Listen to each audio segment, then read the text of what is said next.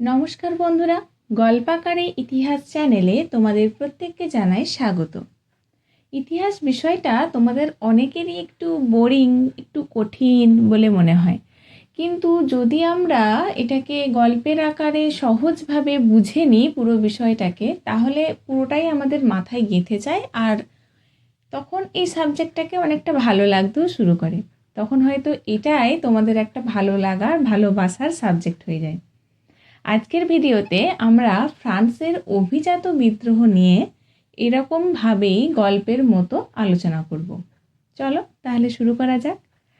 তাহলে আজকের আমাদের আলোচ্য বিষয় হলো অভিজাত বিদ্রোহ। দেখো, অভিজাত বিদ্রোহ মানে অভিজাতরা যে বিদ্রোহ করছে, তাই তো? অভিজাতরা যে বিদ্রোহ করছে তাকেই তো অভিজাত বিদ্রোহ বলা হয়। কিন্তু এই অভিজাতরা করছে কার বিরুদ্ধে বিদ্রোহটা? রাজার বিরুদ্ধে। সেই সময় ফ্রান্সের রাজা কে ছিলেন? ষোড়শ লুই।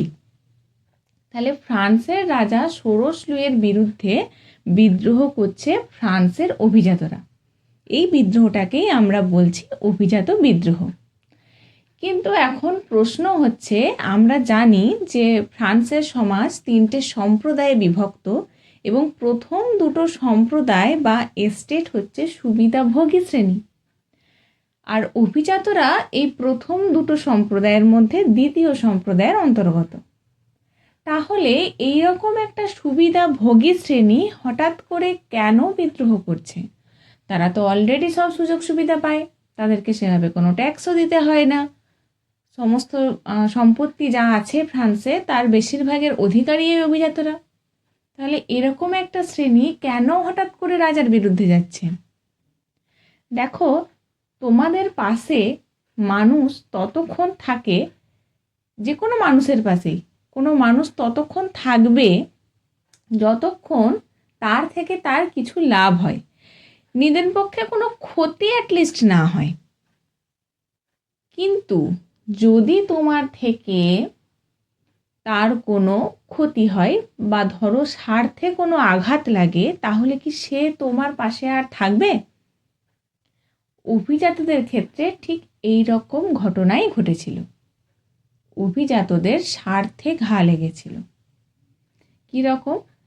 তোমরা ফ্রান্সের অর্থনৈতিক অবস্থা সম্পর্কে শুনেছ এর আগের ভিডিওতে, যখন আমরা ফ্রান্সের যে বিপ্লব হলো 1789 ফরাসি বিপ্লব, তখন তার কারণ আলোচনা করার সময় ফ্রান্সের অর্থনৈতিক অবস্থাটা বলেছি। রাজারা যেভাবে বিলাস ব্যসনে ডুবে থাকতো, বিভিন্ন দেশকে যুদ্ধক্ষেত্রে সাহায্য করত, তো নানা রকম কারণে ফ্রান্সের তো ভাড়েমা ভবানী অবস্থা। কিন্তু এই রকম অবস্থায় দেশ কিভাবে চলবে? অগত্যা যাতে ফ্রান্সের অবস্থাকে এই বেহাল অবস্থা থেকে হাল ফিরিয়ে আনা যায় পুনরায়, সেই জন্য ফ্রান্সের রাজা ষোড়শ লুই একজন অর্থমন্ত্রী নিয়োগ করলেন, যার নাম হলো তুর্গু। এই তুর্গু যখন অর্থমন্ত্রী হয়ে এলো, তখন ফ্রান্সের অবস্থাটাকে যথাসাধ্য হালে ফেরানোর চেষ্টা করলেন। তিনি ঋণের পরিমাণ, সরকারি ব্যয়ের পরিমাণ অনেকটা কমিয়ে আনলেন। কিন্তু তিনি যে সমস্ত সংস্কারগুলো নিয়ে এলেন ফ্রান্সের জন্য, তার মধ্যে কিছু সংস্কার এই অভিজাতদের স্বার্থে ঘা দিল। যেমন, যেই অভিজাতরা তোমরা পড়েছ যে কোনো ভূমিকর বা কর দিত না, সেই অভিজাতদের ওপরেই কর বসানোর কথা বলল তুর্গু। কারণ ফ্রান্সের ইতিহাসে করদানকারী সমাজ বলতে শুধুমাত্র ওই তৃতীয় সম্প্রদায়। তাহলে এখন যদি নতুন করে ওদের ওপর কর আরোপ করে বা কর বৃদ্ধি করে, সেটা তাদের পক্ষে তো আর বহন করাটা সম্ভব হবে না। তাহলে কর তাদের ওপর চাপাতে হবে যাদের সেই ক্ষমতাটা রয়েছে। ফলে সুবিধাভোগী শ্রেণীর ওপর কর চাপানোর নির্দেশ এলো। এবার যখনই এই নির্দেশটা এলো, তখনই তো এরা আর ওটা মেনে নিল না।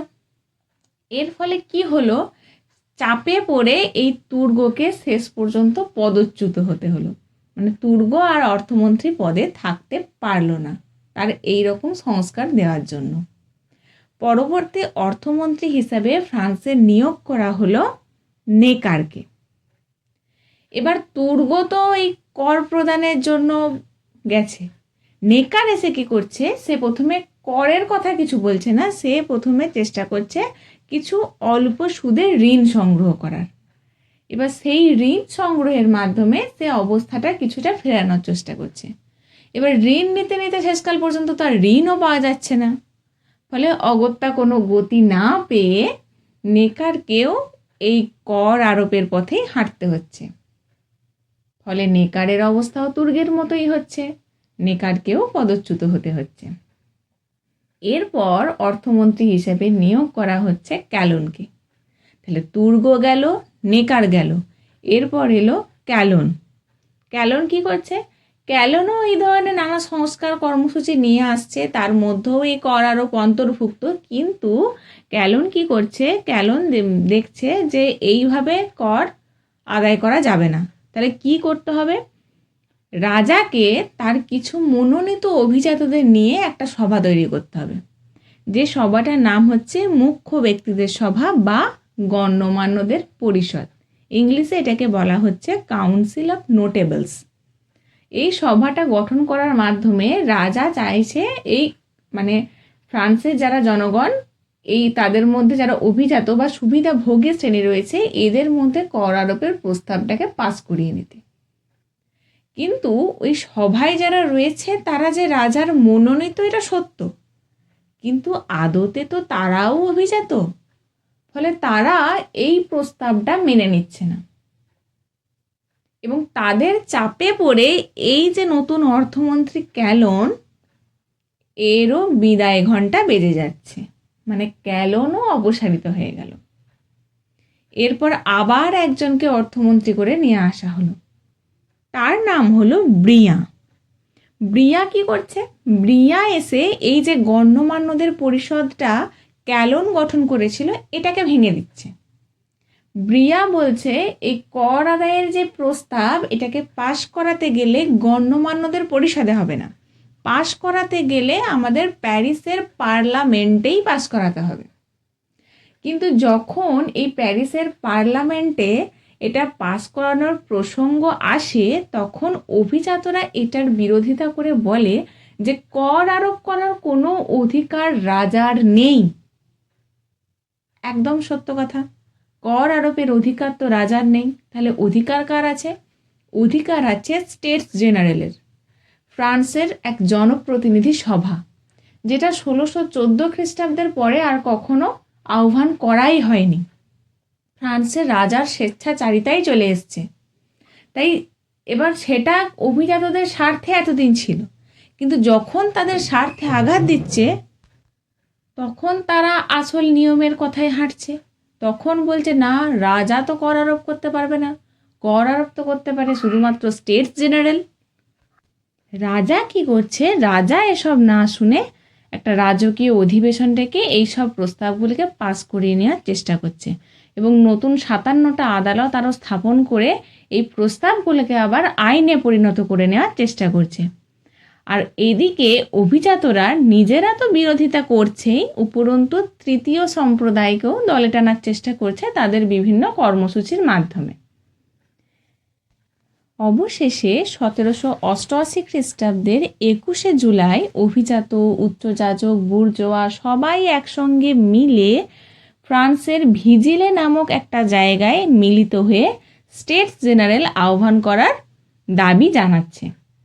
রাজা নিরুপায় হয়ে এই দাবি অবশেষে মেনে নিচ্ছেন, এবং তিনি 1789 খ্রিস্টাব্দের 1 মে স্টেটস জেনারেল আহ্বানের প্রতিশ্রুতিও দিচ্ছেন। এই যে রাজার এই অর্থমন্ত্রী নিয়োগ করে এই তাদের অভিজাতদের ওপর কর আরোপের চেষ্টা করা এবং এর প্রতিবাদে অভিজাতদের বিদ্রোহ, এইটাই ফ্রান্সের ইতিহাসে অভিজাত বিদ্রোহ নামে পরিচিত। এবং তোমরা বুঝতেই পারছো অভিজাতরা কতটা তাদের বিদ্রোহে সফল হচ্ছে। রাজা কিন্তু অবশেষে তাদের এই বিদ্রোহের কাছে নতি স্বীকার করে নিতে বাধ্য হচ্ছে এবং স্টেটস জেনারেল আহ্বানের প্রতিশ্রুতিও দান করছে। ভিডিওটা ভালো লাগলে একটা লাইক করো আর সাবস্ক্রাইব করে পাশে থেকো। শেষ পর্যন্ত ভিডিওটি দেখার জন্য তোমাদের অসংখ্য ধন্যবাদ জানাই।